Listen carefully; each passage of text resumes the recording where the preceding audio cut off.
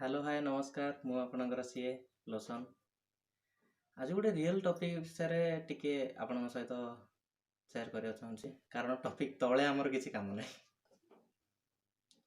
आज टॉपिक टा हला जे आम घर पाखरे किछि विद्वान लोक और सेमानकर कथावार्ता भाई आमे जानिछु कोरोना विदेशी पर्यटक पर आसी सारा भारत को पर्यटन कर सारलाणी। आमे ता पई सचेतन रहबा मास्क पिंधिबा ओ माने जति नियम अछि सब मानिबा ए सब आम काम हेले केत जण अछंती से माने एमबीबीएस न करी माने जण जण डॉक्टर ठु बहुत बळगा। काली रो गोटे घटना मो सांग शिबु आंब खाउतला ता हातरो आंबटा माने तळे पड़ी गला से समय रे पड़िसा रो संगाता आपा ता कहउछंती अरे शिबु तोर लाळ अंश बहुत बढ़ी गलानी माने से समय रे मो सांग शिबु से पूरा काबा माने पचारे बापा कौन है एमती कहल माने से लोक कहउछंती जे माने तो आंब खाइला बेले आंबटा हातरू माने पाटिरू पड़ी जाउची माने तोर लाळ अंश बहुत बढ़ी गलानी यह बोधे कोरोना रो लक्षण सत्य एमाने जणे माने बड़ बड़ डॉक्टर माने एमाने माने पूरा रिसर्च करी अछंती जे कौन हेले कौन हबो ए सब प्रकार गोटे गोटे कथा आउ केते जण तो अछंती माने सोशल मीडिया रे कोरोना रो फेक खबर देखिकी से माने पूरा पागल किए कहूची नाकरे दी टोपा लेंबू रस पकई देले कोरोना हबनी तो आउ किए कहूची कान रे चारि टोपा डीजेल पकई देले आ कोरोना हबनी अरे सेटा मनीष शरीर ना जमीरे पकाउथवा पानी मोटर आउ केते जण तो अछंती जे कहउछंती ए कोरोना कोन माने मु कोन बे मास्क पिंधि एमती गोटे जुक्ति से मानकर माने एटा किछि रोग नै ए सब फालतू कथा मु कोन बे मास्क पिंधिबी मु खाली सेमानन कहया चाहूची जे भाई तो 30-40 वर्ष होला तू तो जीवन रे जत्तिकी जागा भारत रो बुली नथु कोरोना गोटे 2 वर्ष रे सारा पृथ्वी रो कोण अनुकोण बुली गलानी तो निजे गोटे भाबे तू तू अधिक शक्तिशाली ना कोरोना अधिक शक्तिशाली अरे शक्तिशाली कथा नहीं भाई सी गोटे रोग आमे ताको सचेतन हेकी रहबा सेटार किछि नहीं हेले केते जण जो लापर भाई माने सेमानकर खातिर नहीं कोरोना हबनी मते भाई हबनी बोली कौन जानछो कि तमे निजे जानिछो कि हबनी बोली आमे निजे सतर्क हो जदी सेटा हे गला तो संक्रमण हे गला तो सेथिरे आमे भाबिया जे हां मो सतर्क हो होला आउ के जण कहउछन जे माने मरिवा उथिले मरिवा के रखि पारियोनी अरे भाई गोटे 60-70 स्पीड रे गोटे ट्रक आस्तु आमे ता आगो को पळेबा माने सडन ता आगो को पळेबा तापर एक्सीडेंट हे जो आमे जदी मरि जिबा तो से समय रे आमे कहया मरिया उथिला मरिला से लोक मरिया उथिला मरिला सेटा कोन जुक्ति जुक्त कि आमे जान नांदी काली कोन होबा आमे जान नांदी काली कोरोना हमको हबो कि आमे कोविड केयर रे रहबा कि कोन आमे से कथा किछि जान नांदी किंतु आजि तो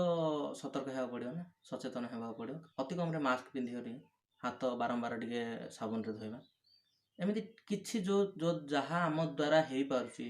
सेगुडा तो आमे करिया माने मु कहूनी हेबा थिबो आमे जदी सतर्क हेबा काहे हो आमे जदी गोटे जिंस सतर्क हेबा जे सेटा जो द्वारा व्यापुची तो आम काहे सेटा व्यापिबो आमे ता प्रति सतर्क हेबा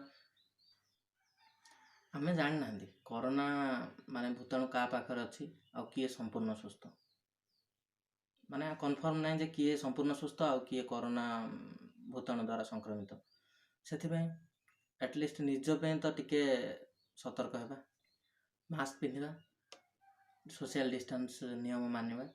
एवं निज मन रु बाहर कर देबा जे सीए पिंधुनी मु कोन पे पिंधिबी तमे निजे ठीक हो जदि समस्ते निज पय भी टिके ठीक हेबे टिके चेंज हे पारिबे निज पय निजे तो ए गोटे भयंकर महामारी ठारू ए गोटे संक्रमित होइतबा रोग ठारू आमे बंची पारिबा एबे निष्पत्ति आपणकर गोटे गृहपालित गाई हेबाकु चाहछन्ती ना बाजार रे बुलुथवा गोटे षंढ हेबाकु चाहछन्ती अर्थात निज चतुर्पार्श्व रे परिवार रे आपणार हेकी रहबाकु चाहछन्ती ना ना अमानिया हेगिरी कोरोना रे आक्रांत हेगिरी निज लोक ठारू निज परिवार ठारू निज घर ठारू दूरे ही रहबाकु चाहछन्ती ନିଷ୍ପତ୍ତି ଆପଣଙ୍କର। ଏ ଗାଈ ଷଣ୍ଢର ଉଦାହରଣ ସମସ୍ତଙ୍କ ପାଇଁ ନୁହଁ। କିଛି ଏପରି ଲୋକ ଯେଉଁମାନେ ଏ ନିୟମକୁ ମାନୁନାହାନ୍ତି, ମାସ୍କ ପିନ୍ଧୁନାହାନ୍ତି, ହାତ ମାନେ ସାବୁନରେ ଧୋଉନାହାନ୍ତି। ସେମାନଙ୍କ ପାଇଁ ଯେଉଁମାନେ ଏ ନିୟମ ନ ମାନି ଆମ ଚତୁଃପାର୍ଶ୍ୱକୁ ସଂକ୍ରମିତ କରୁଛନ୍ତି। ଆଉ ଗୋଟେ ବଡ଼ ବିପଦ, ଗୋଟେ ଗାଁକୁ ହଉ, ଗୋଟେ ସହରକୁ ହଉ, ଗୋଟେ ଘରକୁ ହଉ, ଗୋଟେ ବିପଦ ମୁହଁକୁ ଠେଲି ଦେଉଛନ୍ତି। ନିଜେ ଭାବନ୍ତୁ ଯେ ମୁଁ ସୁରକ୍ଷିତ ହେବି, ମୋ ପରିବାରକୁ ସୁରକ୍ଷିତ ରହିବି। ଦୁନିଆ କଥା ନ ଭାବନ୍ତୁ, ନିଜ କଥା ନିଜେ ଭାବନ୍ତୁ। ମାସ୍କ ପିନ୍ଧୁଛନ୍ତି, ଆପଣ ବାଧ୍ୟ ହେଇକି ପିନ୍ଧନ୍ତୁ ନାହିଁ। ନିଜେ ଟିକେ ଭାବନ୍ତୁ ଯେ ମୁଁ ସୁସ୍ଥ ହେବାକୁ ଚାହୁଁଛି, ତ ସେଥିପାଇଁ ମୁଁ ପିନ୍ଧିବି। ଯେଉଁମାନେ ଆଜି ସୁସ୍ଥ ଅଛନ୍ତି, କାଲି ମଧ୍ୟ ସୁସ୍ଥ ରହିବା ପାଇଁ ଆଜି ଟିକେ ସଚେତନ ହେଇଯାଆନ୍ତୁ। ମାସ୍କ ପିନ୍ଧନ୍ତୁ, ସାନିଟାଇଜର ହାତ ଧୋଇଥାନ୍ତୁ ଏବଂ 2 ଗଜ ଦୂରତାଠୁ ଟିକେ ଦୂରେଇ ରୁହନ୍ତୁ। ସମସ୍ତଙ୍କ ସହିତ ମିଳାମିଶା କରନ୍ତୁ, କିନ୍ତୁ ଟିକେ ଦୂରରେ ରହିକିରି କିଛି ଦିନ ପରେ ଆଉ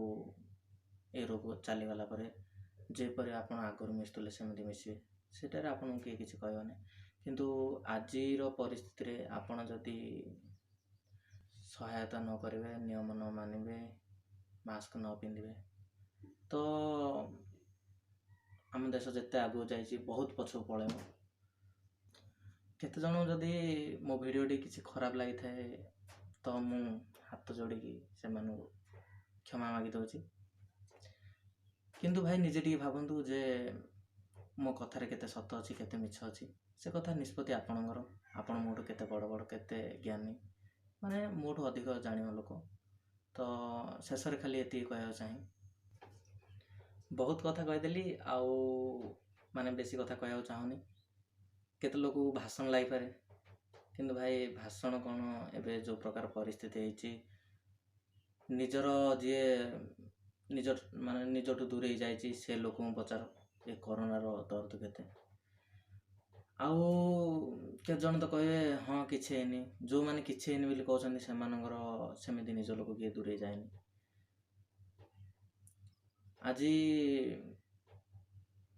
ଆଜି ସୁସ୍ଥ ଅଛନ୍ତି, କାଲିକି ସୁସ୍ଥ ରହିବା ବୋଲି, ତ ଆଜି ଟିକେ ସଚେତନ ହେଇଯାଅ। ଶେଷରେ ଖାଲି ଗୋଟିଏ କଥା କହିବାକୁ ଚାହୁଁଛି ଯେ ଦୁନିଆରେ କିଏ ଯେଉଁ କାମଟା କରିପାରୁଥିବ ଆପଣ ନ କରିପାରନ୍ତି, କିନ୍ତୁ ଆପଣ ଯେଉଁ କାମଟା କରିପାରିବେ ଦୁନିଆରେ କିଏ କରିପାରିବେନି।